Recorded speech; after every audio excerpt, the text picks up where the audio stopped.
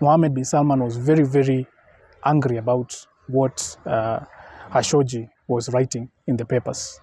And he even warned him that, I think it was in a very subtle way, that this guy will die by the bullet. Yeah, he said that way earlier, but it was not taken that seriously as it should have been taken. So it turns out that there were mercenaries that were sent, yeah, from Saudi Arabia, and some of them were part of the presidential security. The crown prince, sorry. In Saudi Arabia, you have crown prince and king. Some were the MBS personal security. They were sent with a private jet. When they heard that this guy is coming to stamp some papers. Initially, he was told that you should be here by 12. Then that was changed to 1. So between that, it was planned. Yeah. Those mercenaries, because he was given a date prior, yeah. So they had all the time to plan everything. So the mercenaries came, landed the planes in a private, of course, private jet, has private accessories and everything, and went. Now, questions were raised of what happened. And Saudi, upon being asked, because now every finger was pointing to Saudi, and they were saying that, Saudi said that, first of all, they said this guy went in and came out. See, the story is changing. This story, that the guy came in and went out. And they were told, yes, okay, you have CCTV cameras, show us where he went out. We have a CCTV showing him going in. We don't have camera showing him leaving out. And they say that these CCTVs were not saving the videos. Wow.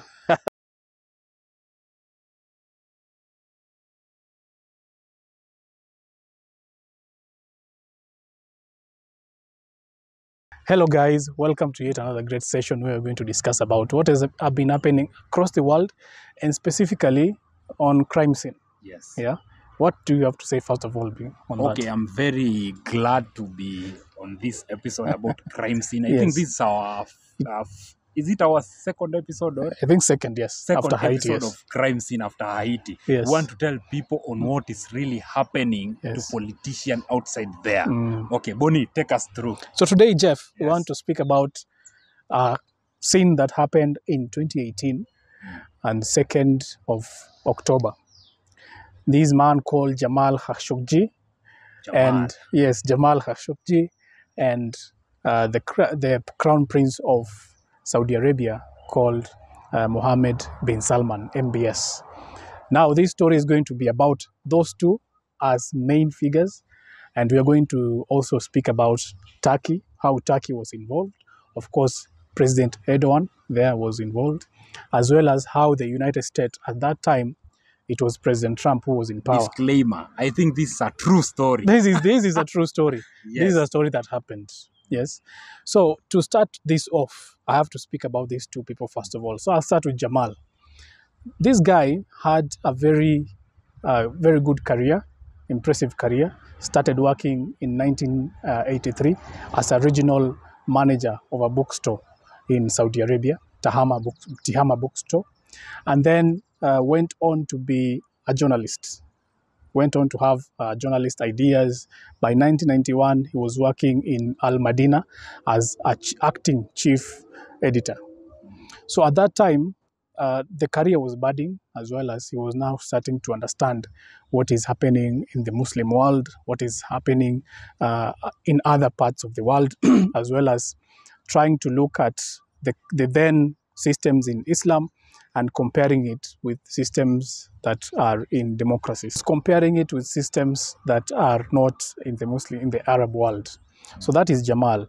Then when he was in Al Madina, it is purported that he also worked with the Saudi intelligence, as well as also worked with, not directly, but indirectly with the CIA. Okay, this is because he was a frequent interviewer of one and the only Osama bin Laden. Yeah, he was a frequent interviewer of Osama bin Laden. Severally, he would go to where Osama is. Of course, he was in hideouts and would go and interview Osama bin Laden. But at that time, Osama was not really a bad person as per the United States. In fact, do you know that the United States sponsored Osama indirectly when the Afghanistan was fighting the Soviets? Yeah. So there is that conversation that the US made Osama. That is where it comes from. In one or another, when Afghanistan was fighting the Soviets, today's Russia, the US used Osama bin Laden as their key person, but they did it indirectly through the Saudi Arabian government. Then the Saudi Arabia will help Osama bin Laden. Yeah. So at that time, Jamal Khashoggi used to go and interview Osama bin Laden. And at that time, he was saying that Osama is a good person and he was not implicated in any way in any wrongdoing at that time. Well, the story of Osama, we'll talk about it another day. Yeah. We're talking about Jamal. After that, he went on and became a very proficient person in media, and even worked for the who's and who's, even the Washington Post at some time, later in 2014, 2015. But he was very critical about his own country being Saudi Arabia. And now, let us discuss about Mohammed bin Salman. Yes. The MBS was or is a very young person, very vibrant person. And this guy, who is by the way, the current crown prince of Saudi Arabia. You realize that in Saudi Arabia, we have crown princes who work as prime ministers. You can say prime ministers. They have a king, King Salman. And then you have his son, who is currently Mohammed bin Salman. King Salman became king in around 2013, and as soon as he became king, he wanted to find a successor. Yeah, that is how it happens. When you are a king, you find a successor. Do you know the system that similar to what is happening in the UK? Yeah. You have a king, but you have a prime minister. But in that, you have the king. That is what happened in Bangladesh. Yes, Saudi Arabia. You have a Saudi Arabia, and you know, by the way, where the name Saudi Arabia comes from. These are Sauds, yeah, from the family of the Saud. So people who become rulers there, they come from the house of Saud.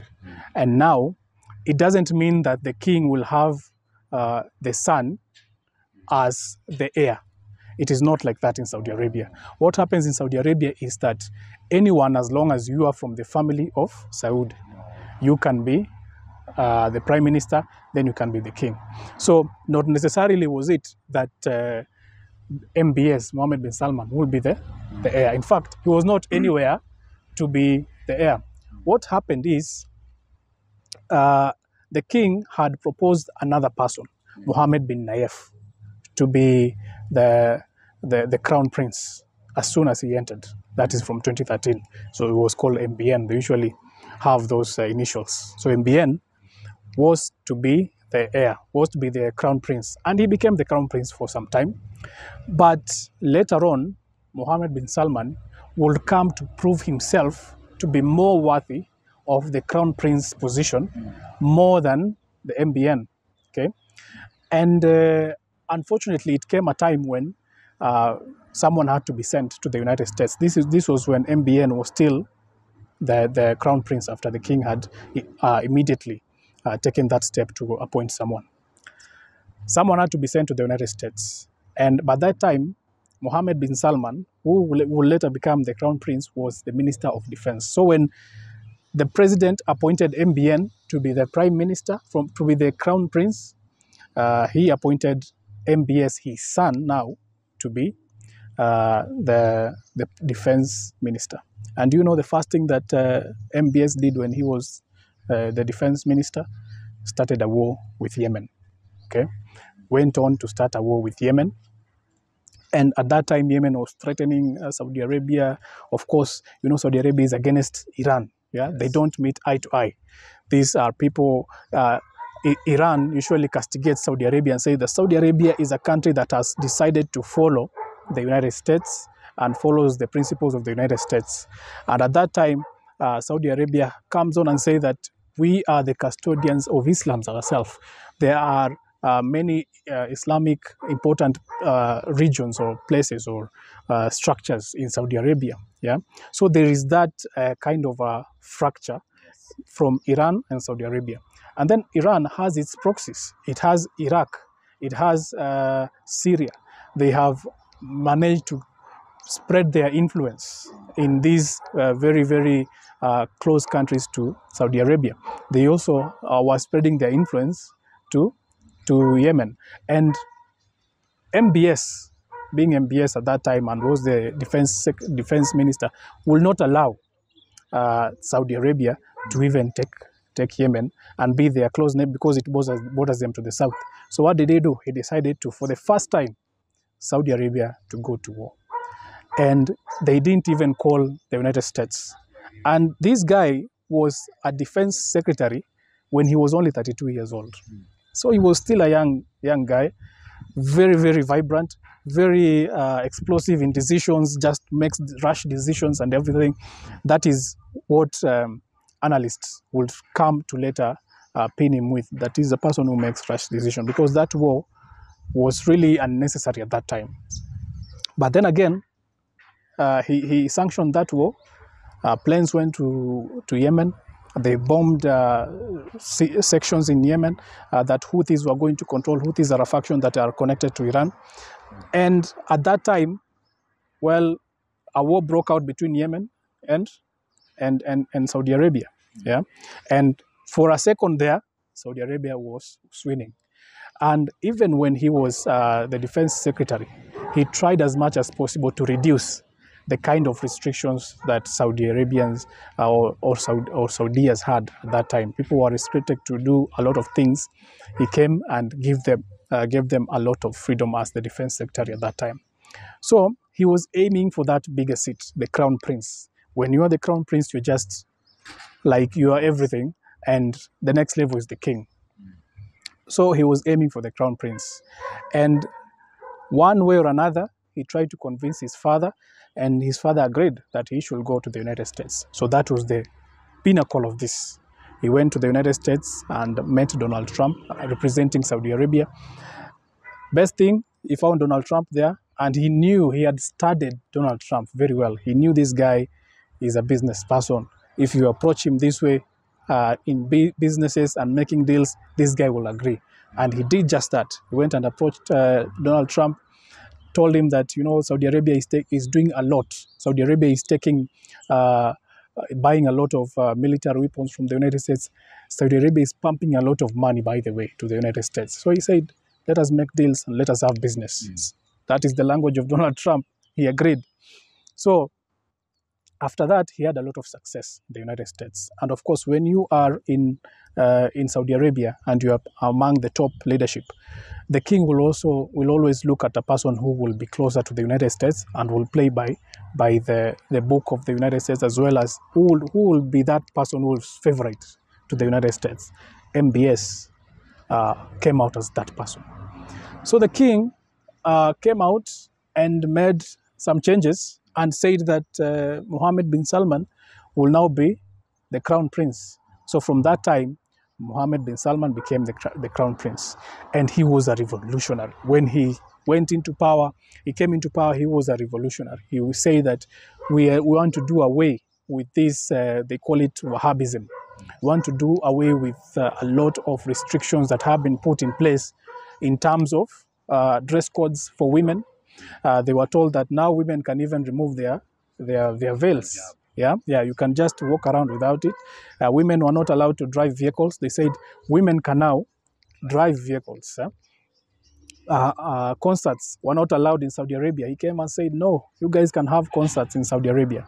But there was a price to pay for all this. Of course, the Muslim clerics in Saudi Arabia started to be opposing these ideas that you are opening up so much. Yeah, and of course, as that continues, Iran, its proxies, and the Muslim Brotherhood are saying, you are doing so much, you are relaxing so much of what we think is our ideals as Muslims, as how we are supposed to operate. We are not supposed to do these things, but you are very open in doing them. So there was that contention, mostly between Qatar and Saudi Arabia. there was that contention that you guys, you are relaxing so much, and this is not our ideals. But MBS had a focus that we need to be closer to the West, because they understood that what is coming in the future, people are not going to rely on oil. And about 90 or close over 90% of the economy of Saudi Arabia depends on oil. Yes. And he had to take the country to the next step further from oil. So he was starting to appreciate progressivism, starting to appreciate better ideals of the United States. Now let us bring in back Jamal Khashoggi. Jamal Khashoggi was happier that for the first time, even the institutions and the person in charge of the country is starting to appreciate change. That the Arabian world is starting to appreciate democracy, is starting to appreciate people having their own free will. Jamal Khashoggi, as he said, was a person who was well-traveled, went to the West, worked there, went to Turkey, was very close to Turkey. In fact, he loved the Turkey model, because in Turkey you have freedom to practice Islam and also be a liberal kind of a society. Yes. So he wanted that model to be now reflected even in Arab. And when he was seeing that Mohammed bin Salman is doing these things, he was very happy that now we are starting to be a country that appreciates really what is happening. But on close look, MBS was not really a very open person. Yeah. He was a person that will open up and say, yes, this is good, this will happen.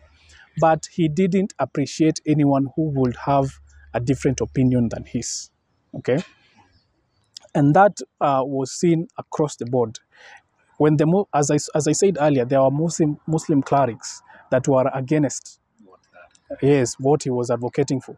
He came out and said, in fact, he jailed them first. He jailed them first for a few weeks and then released them. And then they had a talk with him. So you are just you are in an environment of fear before you even start talking with someone. Anyone who was going against what he was saying, anyone who was dissenting and say that we need to preserve Islam, was being jailed or was being incarcerated, or something bad was happening to them. Okay, anyone who had different ideas. In fact, do you know that there is a time that the Prime Minister of Lebanon was kidnapped? He kidnapped the Prime Minister, a whole sitting Prime Minister of Lebanon, yeah, because he had different ideas from him. And that was now what Jamal Khashoggi did not want. Yes, you are playing by my book. Yes, I like what you're doing. You are progressive. But at the same time, you are not allowing something called democracy. Yes. And something that this crown prince knew was that the family of Saud, as I said, that the family of Saud was in great danger, because other countries outside Saudi Arabia had done what was called the Arab Spring. They went and rallied and said they need new governance at that time. Yeah. Well, those people who wanted new governance had their governments which had rulers that had overstayed in power. So MBS, Mohammed bin Salman, was providing a new way to look at things. There are a lot of youth in the country and had to provide it with something or some distraction just to keep them to love the administration of the day, not to revolt against them. So that one had to be done.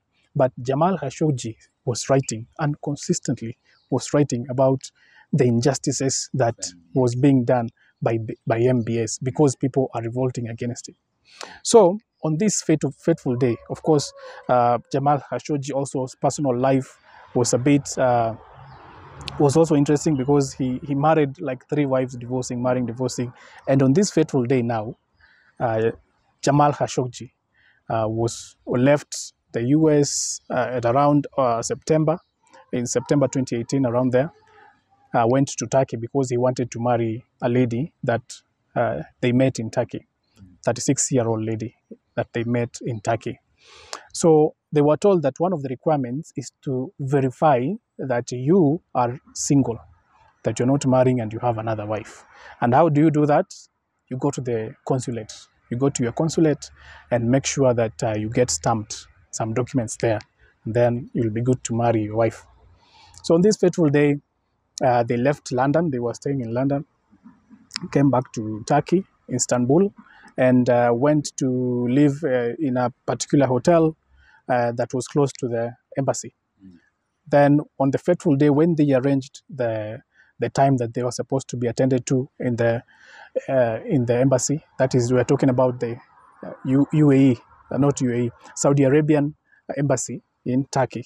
So because he didn't want to go back to Saudi, he had already offended MBS, and he knew that if I go to Saudi right now, my case will be a done deal. Yeah. I will not leave that country. In fact, there was a time that MBS was saying, you just come, you can be my advisor. You know, you've wronged someone and then they say, just come to my home, we can have tea. No, you don't go. And you don't do that mistake. Yeah. So he didn't do that mistake.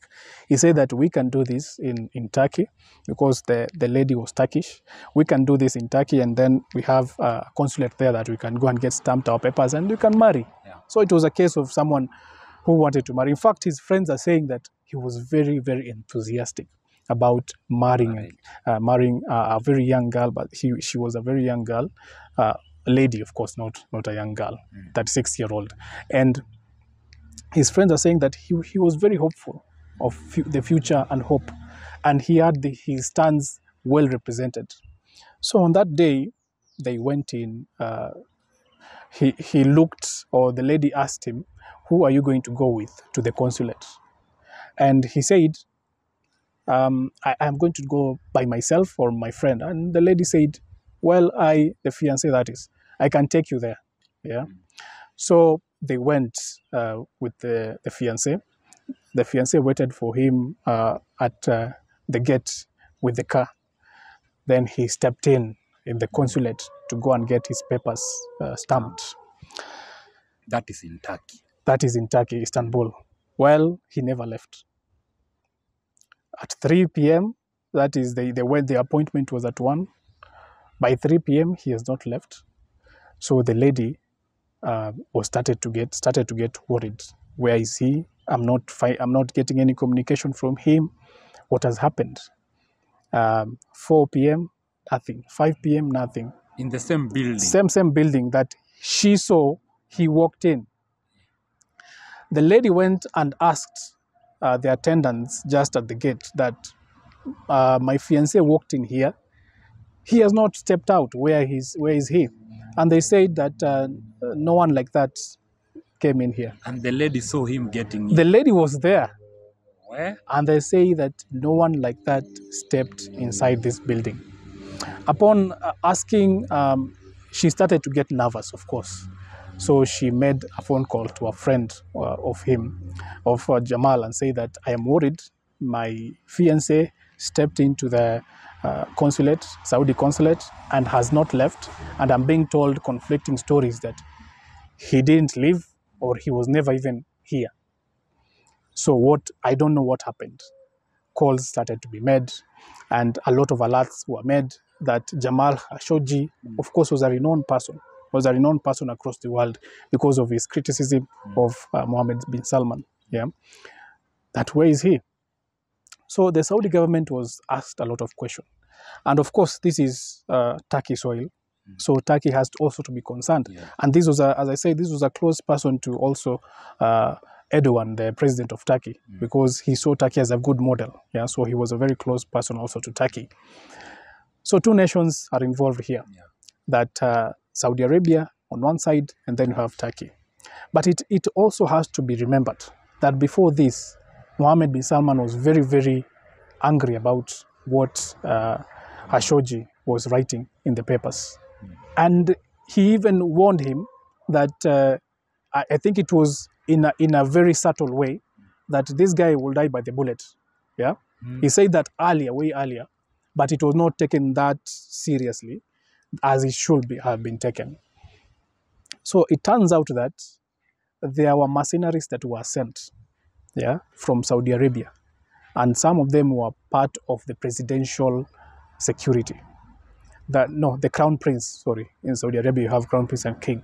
Some were the MBS personal security. They were sent with a private jet.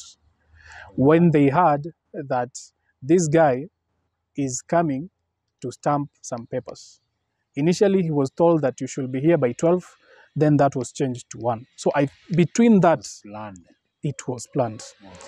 Those mercenaries, because he was given a date prior, yeah, so they had all the time to plan everything. So the mercenaries came, landed the planes in a private, of course, private jet has private accessories and everything, and went.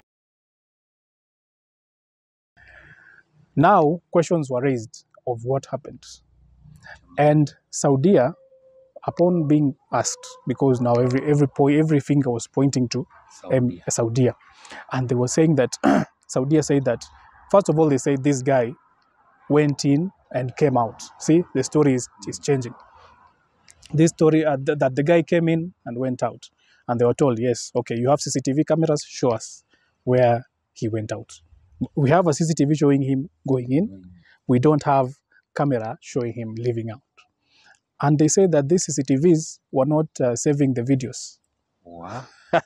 That you have CCTV cameras there that are not saving videos. So that is conflicting. From a very rich country, you cannot say that we don't have CCTVs that save whatever is happening. Yes. So upon being cornered by that, they changed the story and say that, you know what, this guy, he went in and was involved in a fist fight that led to his death. Okay. They didn't know that Turkey actually had hidden cameras in that consulate. And the hidden cameras came out to show clearly what happened. This was a premeditated murder. It means that this was something that was planned even before. And those mercenaries came in, they strangled the Jamal just as he went in. In fact, he didn't do anything. Just as he went in that building, they caught him, they strangled him, and they used a bone saw, yeah, to just cut all the body parts and put them in a bag, put them in acid, try to dissolve them. A lot of things happened, and then they were put in a vehicle, and 3 vehicles left. What? Yeah, 3 vehicles left that building and went to some nearby car wash to be cleaned. What? So all that happened. So upon now Saudi being cornered, that now we have all the evidence that say this happened in your consulate. Why are you denying it? That is when they came out and say that now we have started investigations, and a few people were captured, that these are the people who were implicated in this. But something very funny is that after this, even there were names of people, but there were now actual footages of those people who were purported to be captured by the Saudi Arabian government, you know. So all that brought a lot of confusion. And of course, the United States came in as a patron, of course, of this, because the United States is a very close ally to Saudi Arabia. Now people are saying that the US, the eyes are on you to sever the relationships between US and Saudi Arabia, because this has happened. Jamal was a person who was advocating for democracy. The US is the bastion of democracy. It is the one that is leading the entire world in saying that people should have opinions that either agree or disagree with the government, and those people should be allowed to exist. What does the US have to say about such an incident? And because at that time, President Trump didn't want to sever the relationship with the Saudi. Yes. And it was very, very funny when, or sad, I can say, when President Trump came out and said that I've spoken to the king and the king is saying this. So you have a president that is listening to the person who is accused of oppressing. Yeah, that is already wrong. Then the president also came out and said there are some rogue elements that might have been involved And in another incident, he said that even this Jamal Khashoggi was a person who was doing some wrongdoings. Yeah. So it was very, very interesting to see the US trying to defend a tyrannical regime that had even gone to the extent of doing away with a person who was championing democracy. So after that, a lot of discussions went on, but what remains is the US was implicated in this. Saudi Arabia, MBS is still the crown prince of Saudi Arabia. Till date, a lot has not been done in that case. Still, we have, it is believed that the perpetrators of these heinous events are still out there. And Jamal Khashoggi was writing for there to be a very good accountability in terms of people having opinions. But at the end of the day, the same opinions that he was fighting for are the same opinions that killed him at the end of the day. So that is this entire story of Jamal Khashoggi and what happened in 2018, October the 2nd. Yeah. Until next time, game over.